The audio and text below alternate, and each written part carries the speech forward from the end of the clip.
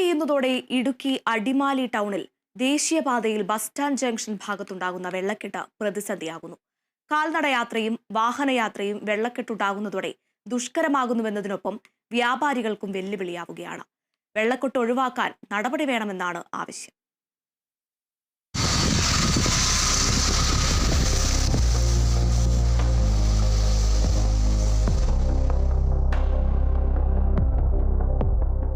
മഴ കനത്ത് പെയ്യുന്നതോടെ അടിമാലി ടൗണിൽ ദേശീയപാതയിൽ ബസ് സ്റ്റാൻഡ് ജംഗ്ഷൻ ഭാഗത്ത് ഇതാണ് അവസ്ഥ. പാതയോരത്തോട് ചേർന്ന് വലിയ തോതിൽ വെള്ളം കെട്ടിക്കിടക്കുന്ന സ്ഥിതിയാണ് പരാതികൾക്ക് ഇടവരുത്തിയിട്ടുള്ളത്. വെള്ളക്കെട്ട് രൂപം കൊള്ളുന്നതോടെ കാൽനടയാത്രയും വാഹനയാത്രയും ഒരുപോലെ ക്ലേശകരമാകും. സദാസമയവും വിദ്യാർത്ഥികളും പ്രായമായവരൊക്കെ കാൽനടയാത്രക്കാരായുള്ള പ്രദേശമാണിവിടം. നൂറുകണക്കിന് വാഹനങ്ങളും കടന്നുപോകുന്നു. ഇവർക്ക് മാത്രമല്ല, വ്യാപാരികൾക്കും വെള്ളക്കെട്ട് വെല്ലുവിളിയാകുകയാണ്. വാഹനങ്ങൾ കടന്നു പോകുമ്പോൾ വെള്ളം തെറിക്കുന്നത് പരസ്പരം വാക്കുതർക്കങ്ങൾക്ക് വരെ ഇടവരുത്താറുണ്ട്. അധികമായി വെള്ളമുയർന്നാൽ റോഡിനോട് ചേർന്ന് താഴ്ഭാഗത്ത് പ്രവർത്തിക്കുന്ന കടകളിലേക്കും വെള്ളമൊഴുകിയെത്തും. Kerala vision news, Idukki.